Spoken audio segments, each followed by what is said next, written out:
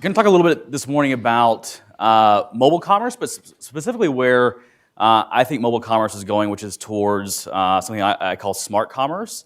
It's been an interesting shift just in the last few years. As Dave mentioned, Braintree is a payment platform used by a bunch of the best next-gen e-commerce and mobile commerce experiences. But 3 years ago, when we very first started betting really big on e-commerce happening on the mobile device, people literally looked at us like we were crazy. So if you think about the world 3 years ago, if you talk about mobile payments, it was sort of Google Wallet and tap to pay, and that was where it was going to be. And nobody really bought things on a tiny little touchscreen device. And so that's where we were 3 years ago. I think now saying that, okay, we should be thinking about mobile, everybody says, well, of course, like the data is clearly there.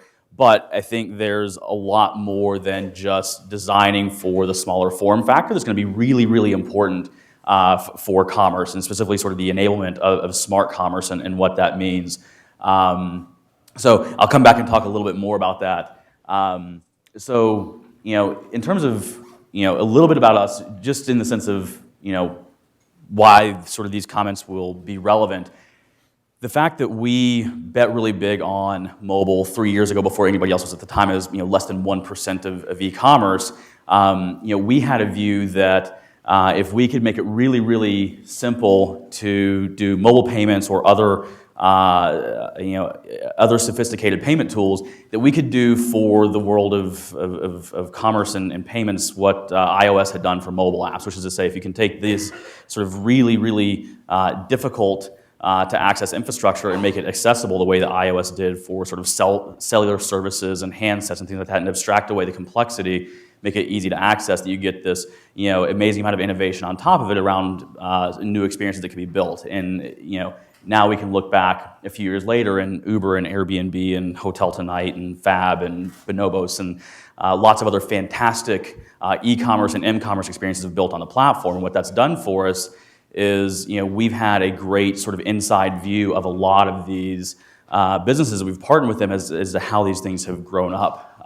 So I'll talk more about smart commerce and mobile as to sort of where mobile sits now through the lens of a bunch of these great e-commerce and m-commerce companies that we work with, but then come back to, okay, well, where is it going now, and how is that something much more than just designing for the smaller form factor and doing sort of mobile-specific design to get to something that I consider smart commerce.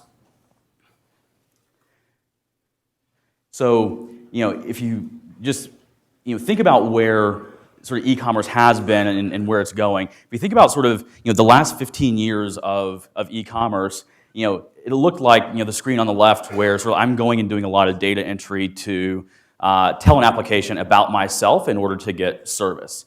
And really I think was intent driven, that it would start with, I have an intent, I go to Google or maybe Bing or wherever and search and find results. I'll go through the top couple, and then everything that was done with those e-commerce sites was really around like driving me through the funnel to satisfy the intent that I started with. But if you look at where e-commerce is going, particularly now that it's on mobile, I think we're moving to much more context-driven experiences, where I'm not providing a lot of information for an application to satisfy what it is that I'm wanting, right? So I'm not having to provide a lot of my intent. Applications have context about me and therefore can service me better. So just in this example, rather than me having to put in my payment information and shipping information and all these things, you've got sort of a last-gen, hotel booking service on the left, Hotel Tonight on the right, where I can just show up and in a single click, I've got my room booked for the night, and that's it. Well, part of why I can do that is that they know how I pay, they know those things already, and so I can have this beautiful, seamless experience. Can't do a talk about mobile without showing some of these amazing up and to the right charts around mobile leading the world. You guys have seen these things, but I think it's still the case that people haven't quite embraced yet that mobile is becoming the primary computing device, right? So even though there's all these amazing stats around mobile penetration, those kinds of things, I think there's still a lot of people that haven't embraced yet that it is the primary computing device. Not is going to be, it is. It's the case now that you have nearly half of all e-commerce shopping sessions coming from mobile devices. So it is the primary computing device, and so these things are really, really relevant for that reason, and it'll be 2/3 of e-commerce shopping experiences by the end of this year, most likely. Same thing around just total share of internet traffic. And by the way, on mobile, you guys have probably heard this as well, but the adoption of mobile is happening far faster than the adoption of the internet did, right? So these things that I'll talk about in terms of smart commerce and the evolution of these things, the pace of change for this is much faster than what the internet was even when that got going. So I think these things are going to play out really, really quickly over the next sort of 3 to 5 years. That we're going to wake up 5 years from now and see entirely different commerce experiences because of the mobile device, and that's true for online commerce. I think that's true for in-store commerce and sort of the converging of those two. But it's going to happen much faster than sort of the move to e-commerce did over the last 15 years or so. So, what's worked on mobile so far? Like, what are the great mobile experiences, and why are they working? I'll go through a few examples, but I think there's a couple different sort of key themes around the apps and experiences that are really doing well from a mobile commerce perspective right now. I think part of it is, it's a combination of both design and experience. Some of it is, apps that have done fantastic design for people that were trying to use the mobile device as their primary computing device, and found a better experience with a specific app. I think there's also a whole set of entirely new experiences that are enabled because of the mobile app that couldn't have happened otherwise. So to go through a few examples, I mentioned Hotel Tonight already. I think this is a great example of taking fantastic design and an experience that is relatively mobile conducive around hotel booking, and making it so that you can have this beautiful experience on the mobile device, factoring in context around geolocation and those kinds of things to give you relevant recommendations around, okay, here's where you are, here's last minute hotel bookings that are really relevant to you, and a very, very easy way to go satisfy those. So that's on the design side. On the experience side of what are the places where mobile has worked to solve for a pain point that you couldn't really have solved for on a laptop or desktop. You have the line busting phenomenon that actually has an amazing amount of traction, where if I am in a large city, I go to popular lunch spots and I stand in line for 30 or 45 minutes of my lunch waiting for food. I can now order ahead, walk to the front of the line, walk out. And so you think about, why did that succeed versus tap to pay that didn't go anywhere? Well, tap to pay wasn't really solving a pain point, right? Swiping my card at checkout is one of the easiest things I'll ever do. So replacing that with the mobile device didn't really solve a pain point. But line busting, I had a real pain point, and the mobile device was uniquely able to go solve that pain point, that I can order my food as I'm walking down from the office and have it ready when I get there. So I think that's in the category of a set of experiences that mobile could solve for, that laptop, desktop couldn't really solve for in the same way. Curated content is another one of these. I'll come back and talk more about sort of the context-driven aspect of where I think mobile's going. But it's the case that you can actually do a lot more in terms of having context about your user, and therefore do a lot more around curated content. So Fab's a great example of that. And one of the reasons I point to them quite often as an example of this is that many of the people that have doubted e-commerce on mobile, first it started out as, well, people aren't going to use a mobile device as a primary computing device. Well, now it's more than half of all e-commerce shopping sessions. The next criticism is, well, people just aren't going to convert in the same way on a mobile device as they do, on laptop or desktop. And the data has borne that out, that you have conversion rates on mobile that oftentimes are, a fourth of what they are on laptop or desktop. But much of that is just because people haven't evolved the experiences yet. So Fab's a good example, and they talk about this publicly, that they've been able to get conversion rates on mobile that are better than their conversion rates on laptop or desktop. And the reason is they've really, really mobile optimized. They've created, mobile-specific experiences, but also great curated content, and then mix that in with specific mobile capabilities. So, I'm sitting at my desk in the middle of the day, I get a push notification from Fab that, hey, here's this thing that, Bill, you might be interested in. They do a really good job of knowing what I actually am interested in, And so, I get this notification. Oh yeah, that thing's pretty cool. And in a single click or single touch, as the case would be, it's on its way to my door. And so, that's an experience that was uniquely enabled by mobile and their ability to curate content and give me things that were really relevant, specifically enabled by mobile as well. So I think you're gonna have a whole category, of these kinds of things. That's a great example. And if you're hitting those, you can actually get to better conversion rates on mobile than on laptop or desktop. Loyalty and rewards is another one that gets hit a lot, and I think that's, again, mobile enabled that in a way that, laptop or desktop couldn't, because you just have your mobile device with you as you're going and having these buying experiences. And so another category where mobile had the ability to go satisfy one of these experiences. I think there's also going to be a whole set of these, marketplaces. So, marketplaces have existed. So, Airbnb, really got going, before this move to mobile had gotten into full swing. But if you look now for Airbnb, TaskRabbit, Poshmark, a lot of these marketplaces are uniquely enabled by mobile. So think about TaskRabbit, for example, that because the mobile device, I have an experience where I can, request services that I probably need while I'm on the go. Like if I need somebody to go take care of something for me sort of last minute, I'm probably out on the go, not on my laptop or desktop. The person who's going to go provide that service for me is also probably out on the go and wouldn't have received that request if they were, if they didn't have a mobile device in their pocket. So I think you're going to have a lot more of these kinds of marketplace experiences that are also enabled by the mobile device. And then a bunch of the new retail business models. So Andy was talking about sort of experiential commerce, which I am a huge believer in. And we work with Bonobos and Birchbox and Stitch Fix and a lot of these companies that are doing sort of experiential commerce. But I think Andy mentioned they've got a great mobile app that's coming. I think that these kinds of companies that have differentiated experiences are going to be able to differentiate even more on the mobile device than the last generation e-commerce providers that really are still thinking about mobile as, well, how do I just take the same intent-driven approach I had on online, just driving people through the funnel? How do I just go do that now on a mobile device, which is a smaller screen, and so I've got to have smaller form factor and things like that? I think next-gen players like this are going to be able to differentiate even further as they figure those things out. And you got some of these mobile-first experiences where payments just disappearing, like Silvercar and Uber. So that gets us back to the context-driven experience. So these are the things that have worked so far, and I think there's a lot more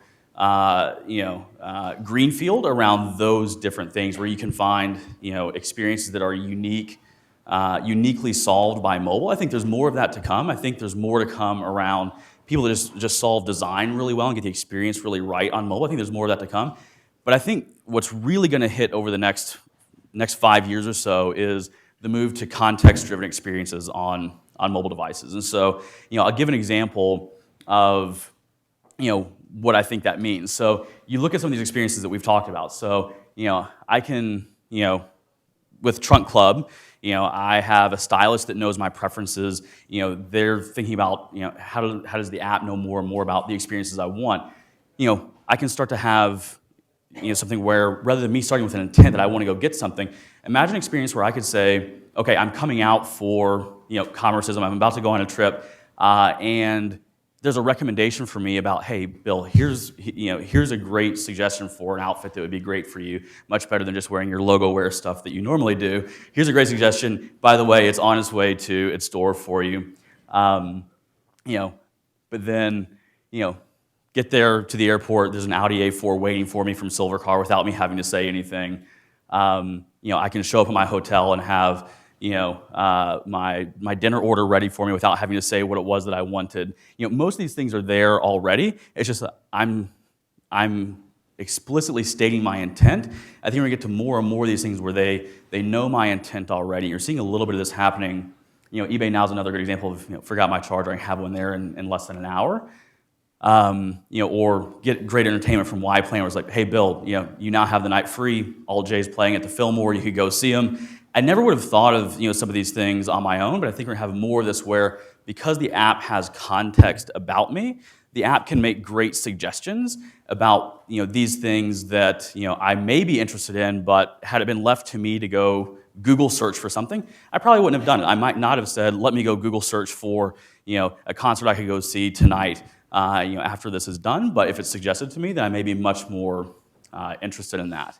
And so I think we're going to have more and more of the need for these things. So if you think about why this is taking place, there's a couple things around why we're moving to context-driven. I think one, the form factor is driving different experiences. So I started out showing that screen of sort of the last-gen hotel booking, of sort of type in all your information, and then Hotel Tonight on the other side was just like one touch and you're done. People are starting to demand and expect those things, largely because they didn't want to type in a lot of information on a tiny little touchscreen device. So this move to context-driven experience is happening largely because people are demanding, and they're not saying, hey, give me this context-driven experience. What they are saying is, damn it, I'm not going to go type in a bunch of information on this tiny little touchscreen device. But if you think about where mobile devices are going, it's smartphones now, but think about wearables, right? And I don't expect that we'll all be glass holes walking around with Google Glass in the next 6 months. But if you think about smartwatches, and you now have Google in Audi cars, right? So you're going to have a lot more of these kinds of things where you're going to have interactions with smart devices, whether it's a smartwatch or a less glass-holy version of Google Glass, or Google in your Audi or other cars. These are all going to be experiences where you can't do a lot of data entry, right? You can't go express a lot of your intent. But there's a huge opportunity to go serve people if you actually have the context about them that you can offer up these great experiences. And so I think this is going to be the story of the next 5 years. What everybody's talking about, 3 years ago, we were saying, hey, mobile is going to be the primary computing device. People should build, for mobile. That's where e-commerce is going to be. Now that's sort of where everything is now. Okay, yes, build for mobile first, design for that. Yes, that's true. But where's the really big opportunity is if you can figure out these context-driven experiences where you can not wait for somebody to go express intent, but have enough context about them to go deliver up experiences. They'll say, oh yeah, that's great. You had this recommendation before I even knew it. And this is starting to happen if you use like Google Now, for example. Google Now is a great example of, hey, Bill, you've got a meeting coming up in 45 minutes across town. Traffic's really bad. You should leave right now.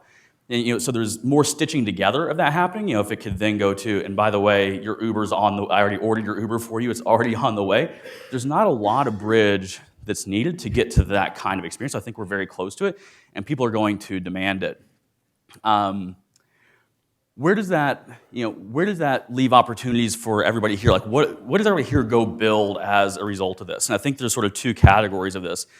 One category of it is I think there's going to be a lot of platform kind of play around these things, and that's obviously our bet and where we are. We provide a lot of the payment and shipping information and sort of that aspect of context about the user. I think there's going to be a lot more of that to be provided, and it's not going to happen all in one place, right? But there's going to be a lot of those kinds of plays. If you think about this need for context, you can think about it as just a merchandising problem almost, right? That you could think about on a laptop or desktop, you could merchandise like you are Costco, right? That as long you can have tons of shit on the shelves, as long as it's like really well organized and you can like find your way to the different things, you can have tons of different things there. But on the mobile device, you need to merchandise much more like your 7-Eleven, right? That you better have the right few things right away. Now the trick is, can you really have because of these dynamic experiences, can you actually have the tons of things in the background, but then show just the right few things that are really relevant for that user as soon as they get to your app? But I think there's going to be a lot of platform plays around providing that context. It won't all come from one place, and it has to happen in new ways. If you think about the fact that you have this increasing need for context on the mobile device, that's happening at the exact same time as you actually have, in some cases, less ability to get to that context. So in the world of online, you had cookies and lots of tracking tools that could track people around, and cookies that could tell you information about the user. In a mobile app, you're completely walled off from that. If somebody downloads your mobile app and comes to you the first time, you're starting out with almost zero about them. And so there's going to be more of these platform plays to expose that. But I think that's a huge area of opportunity. I think the other area of opportunity is around building the experiences that take advantage of this. I think they'll be in sort of two categories again as well. One will be a set of experiences that are completely unique and only enabled because you can do these things with the mobile device, because you can have great dynamic two-way interaction on the go with people, those kinds of things. I think there's going to be a whole category of those. Think about Uber, where of course that couldn't have existed without the mobile device, but you created this new category of interaction. I think there's going to be another set of these where, again, sort of to Andy's point earlier around sort of experiential commerce, where you can differentiate even more on the experience, right? Imagine if it was the case that you could be both an online and physical world retailer. I'm on a website and I'm saying, hey, here's the things or I'm just browsing through the website, browsing through the mobile app. Why can't I just walk in the store and the person in the store knows, oh yeah, I was online browsing for these kinds of jeans, and the person just greets me and says, hey, Bill, here's a great pair of jeans just like what you're looking at online. And there's going to be sort of a fine line between me being creeped out versus me saying like, wow, that's a great concierge-like experience. But I think there's going to be the concierge-like experience that can come from those kinds of things. So I think there's going to be lots more room for people to differentiate across different verticals and really nail verticals in experiential commerce because of this move to context-driven experiences, which most of the existing players aren't going to figure out really quickly, and so new people can come in and drive these things. So I know I've covered a lot really quickly with that, but we've got a narrow window here, and I want to try to leave a couple minutes for questions.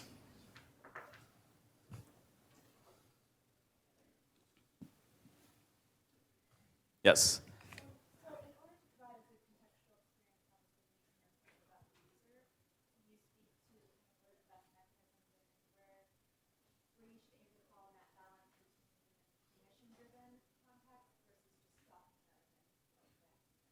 Yeah, I mean, I think, you think about the current providers of context you have, sort of like Facebook and Google, and a lot of these, we're doing something around payments. You're going to have a bunch more of these. To me, I think the line is, I think there's going to be a lot of people that try to go stalk people, and people are going to really flip out about that and not be okay with it.